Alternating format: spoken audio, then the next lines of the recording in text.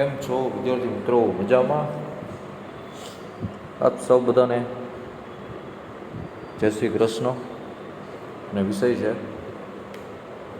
સૌપ્રથમ તો આપણે આજે અભ્યાસ કરવાનો જે છે અર્થશાસ્ત્ર, ચેપ્ટર 1 અર્થશાસ્ત્રમાં આલેખ, ધોરણ 12 કોમર્સ. અગાઉના લેક્ચરમાં આપણે અભ્યાસ કરી ગયા હતા કે સ્તંભ આલેખ છે, વર્તુળાકાર આલેખ છે, એના વિશે આપણે ઘણું બધું શીખી ગયા હતા. તો આજે આપણે જે છે વિષયાંક જે છે વર્તુળાકાર આલેખ. વર્તુળાકાર આલેખમાં પેટા પ્રકાર જોઈએ તો વૃત્તાંશ આકૃતિ. વૃત્તાંશ આકૃતિમાં કેવું હોય તો કે એક વર્તુળ દોરવામાં આવે જેમાં સમયગાળા અથવા તો માંગ આધારિત જે છે માહિતી આપવામાં આવે છે. ટૂંકમાં ટકાવારી ઉપરથી આપણને ખ્યાલ આવે છે. અગાઉના લેક્ચર મેં તમને એક્ઝામ્પલ સમજાવેલા હતા. સૌપ્રથમ વૃત્તાંશ આકૃતિમાં આપણે જોવા જઈએ, વાંચું છું, આપ સૌ બધા ધ્યાન આપજો, સાથે સાથે આપણે એક્ઝામ્પલ પણ સમજશી. વૃત્તાંશ એટલે વર્તુળનો અંશ. એક વર્તુળને એક સમષ્ટિ માની લેવામાં આવે અને માહિતીના વિભાગોને વર્તુળના ભાગ પાડીને દર્શાવવામાં આવે ત્યારે વૃત્તાંશ આકૃતિ બને છે.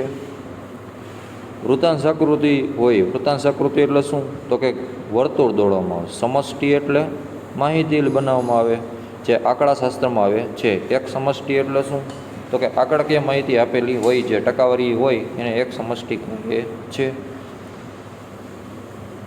જે માહિતી માટે વિભાજિત સ્તંભ આકૃતિ એટલે કે પાસે નહીં પરંતુ એક સ્તંભમાં બે અલગ અલગ માહિતી જોડાણપૂર્વક હોય એને વિભાજિત સ્તંભ આકૃતિ કહે છે.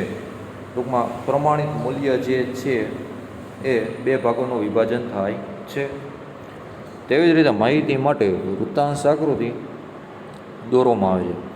વર્તુળનું ક્ષેત્રફળ 360 હોવાથી ચલનું કુલ મૂલ્ય 360 અંશ દ્વારા દર્શાવવામાં આવે છે અને માહિતીના પ્રમાણે આધાર વૃત્તાંશ પાડીને પેટા મૂલ્યો દર્શાવવામાં આવે છે. આમ કહી શકાય કે કુલ માહિતી પેટા વિભાગોમાં વર્તુળના અંશના પ્રમાણમાં જ્યારે દોરવામાં આવે એટલે કે દર્શાવવામાં આવે ત્યારે તેવી આકૃતિને વૃત્તાંશ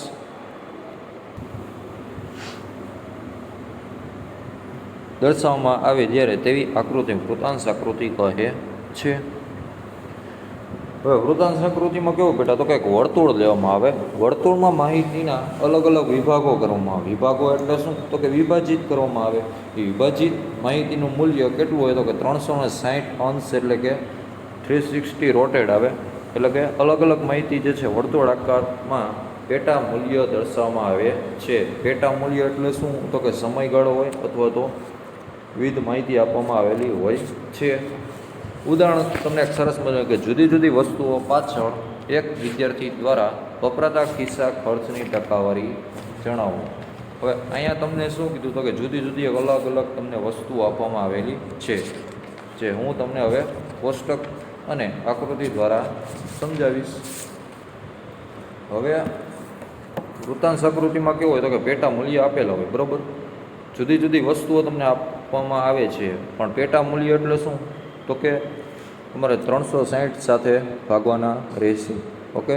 વર્તુળનું ક્ષેત્રફળ તમે ધોરણ 10માં અભ્યાસ કરી ગયા છો કે ક્ષેત્રફળ માહિતી જે હોય હંમેશા ટકાવારીમાં દર્શાવવામાં આવે છે. ટૂંકમાં મલ્ટીપાય એટલે શું તો કે ગુણાકાર કરવો પડે છે અથવા તો ભાગાકાર સાથે સરખાવી ટકાવારી આપવામાં આવે છે.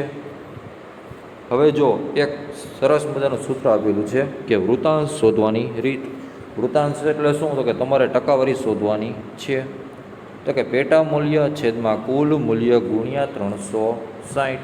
પેટા મૂલ્ય હવે આપણે શીખવાનું છે અને કુલ મૂલ્ય તમને આપેલું છે.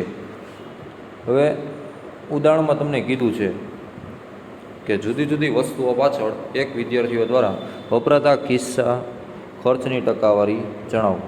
જુદી જુદી વસ્તુ આપેલી છે, ચોપડી છે, સ્ટેશનરી છે, ફોન છે, કોમ્પ્યુટર વગેરે પાછળ ભાઈ નાસ્તો, કપડાં વગેરે. કુલ ખર્ચ તમને આપેલો છે ટકાવારીમાં કેટલો તો કે 100 આપેલો છે.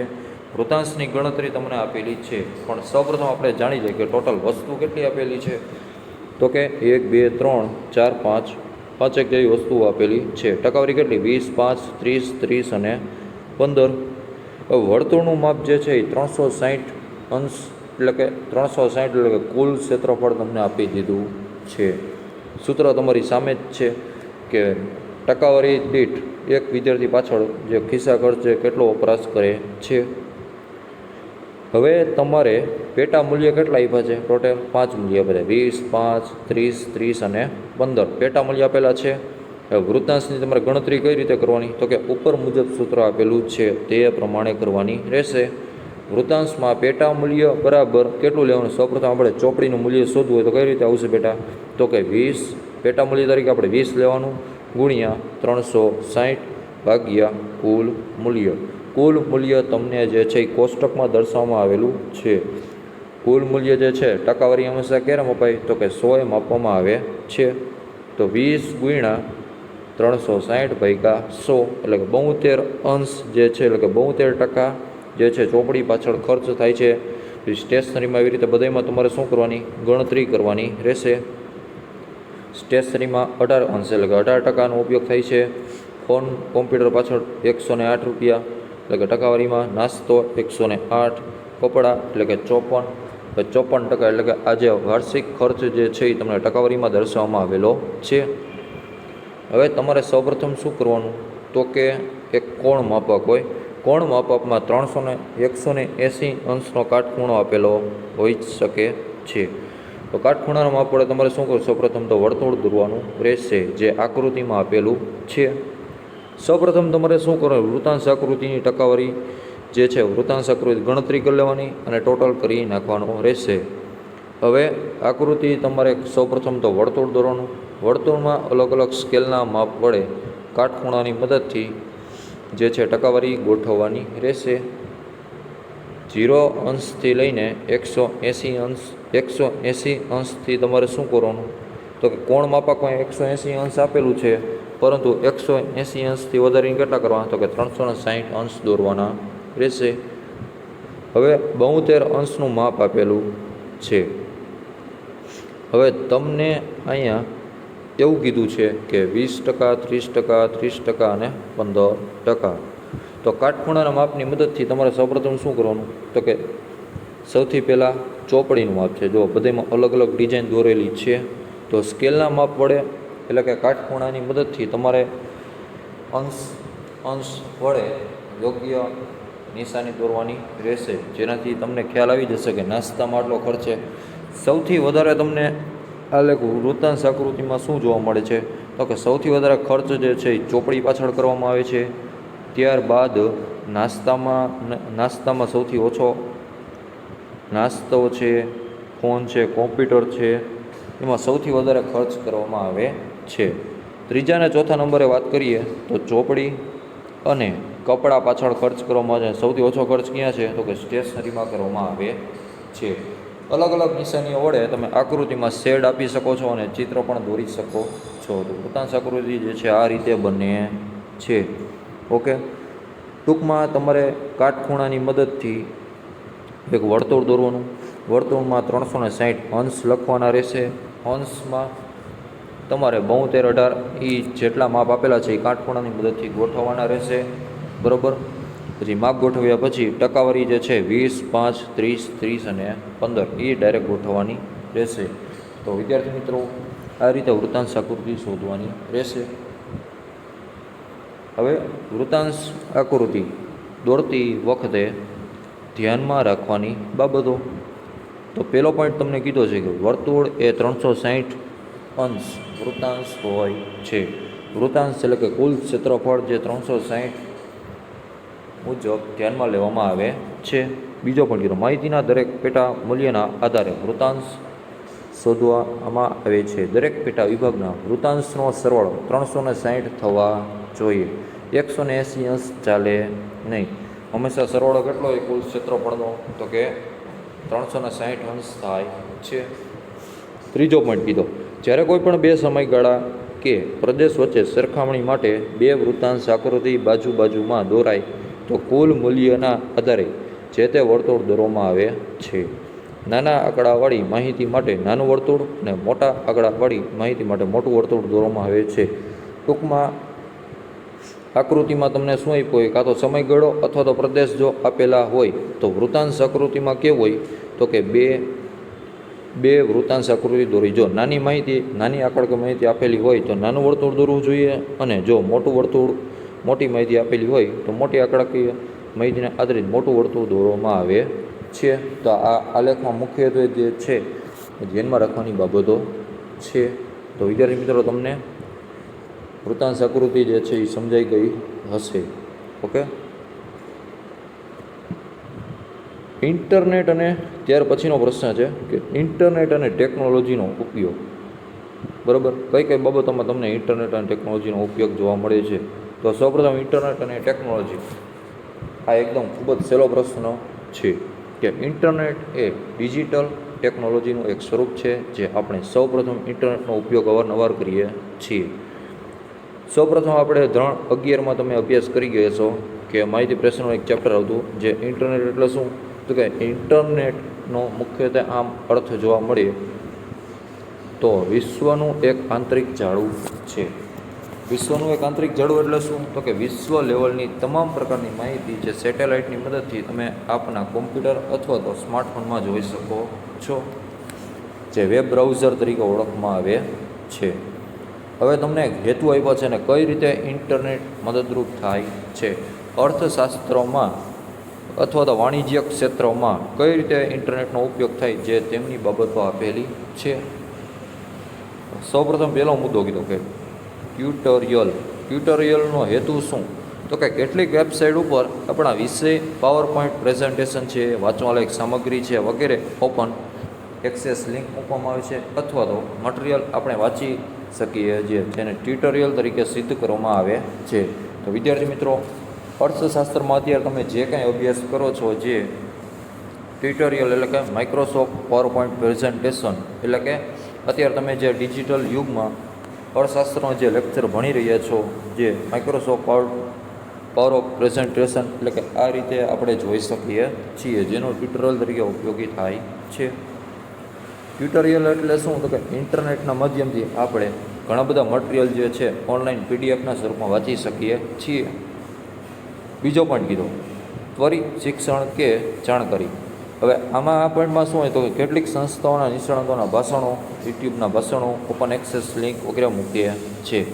ઘણી વખત વેબસાઇટને વર્ગખંડમાં જેવું કે ભણવાનું, શીખવાનું કોમ્પ્યુટર પર મળે છે. દાખલા તરીકે અર્થશાસ્ત્ર અને વિશ્વવિખ્યાત યુનિવર્સિટી તજજ્ઞો વિજ્ઞાન વ્યાખ્યા ઉપલબ્ધ કરે છે.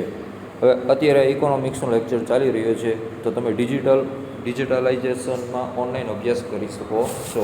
અમુક લેક્ચર તમે સ્કૂલમાં જોયા હશે કે યુટ્યુબમાં તમને જુઓ કે શિક્ષકો જે છે બોર્ડ ઉપર તમને ભણાવે છે.